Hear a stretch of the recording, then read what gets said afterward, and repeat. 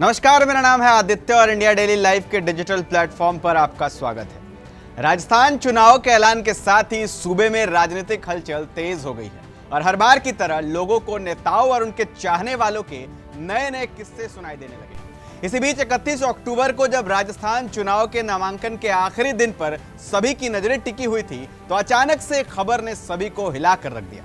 राजस्थान के पूर्व deputy CM Sachin Pilot ने मंगलवार को अपना नामांकन दाखिल किया और साथ ही एक हलफनामा भी दिया जिसमें उन्होंने खुद को तलाकशुदा बताया। किसी का तलाकशुदा होना इतनी बड़ी बात नहीं, लेकिन सचिन पायलट के शादीशुदा जीवन के अंत हो जाने की खबर ने सभी को चौंका दिया, क्योंकि सचिन पायलट और उनकी पत्नी सारा अब्दुल्ला की शादी राजनीतिक गलियारों की सबसे बड़ी लव मैरिजेस में शुमार है। ऐसे में जब यह खबर आई कि 19 सालों से चल रहे प्रेम के सफर का अंत हो गया तो हर कोई हैरान हो गया है। सभी के मन में एक ही सवाल है कि आखिर ऐसा क्या हुआ जिसके चलते सचिन पायलट और सारा अब्दुल्ला की प्रेम कहानी इतनी खामोशी से खत्म हो गई, जिसका किसी को पता भी नहीं चला। आखिर क्यों मशहूर है सचिन सारा की प्रेम कहानी, आइए इस रिपोर्ट में विस्तार से जानते हैं। दरअसल सारा अब्दुल्ला जम्मू कश्मीर के पूर्व मुख्यमंत्री और नेशनल कॉन्फ्रेंस प्रमुख फारूक अब्दुल्ला की बेटी है। दिल्ली विश्वविद्यालय के सेंट स्टीफन कॉलेज से ग्रेजुएशन करने के बाद Sachin Pilot university of Pennsylvania के वॉटन स्कूल ऑफ बिजनेस से एमबीए करने के लिए इंग्लैंड चले गए। फारूक अब्दुल्ला की बेटी सारा अपनी मां के साथ घाटी में आए दिन होने वाले तनाव के चलते पहले ही इंग्लैंड शिफ्ट हो चुकी थी और वहीं पर पढ़ाई कर रही थी। वहां सचिन पायलट की मुलाकात सारा से हो गई और दोनों के बीच भारत और राजनीतिक इतिहास के अलावा कई चीजें थी जिसने एक दूसरे को पास आने में मदद की और इसी वजह से दोनों की दोस्ती भी हो गई। सचिन पायलट के पिता राजेश पायलट और सारा अब्दुल्ला के पिता पहले ही एक दूसरे के दोस्त थे, लेकिन सचिन सारा के रिश्ते को नाम देने के लिए पारिवारिक मुलाकात होनी अभी बाकी थी। सचिन सारा की दोस्ती जब प्यार में बदली तो पायलट को सारा ने अपनी मां से मिलवाया और उन्होंने दोनों के रिश्ते पर ऐतराज नहीं जताया।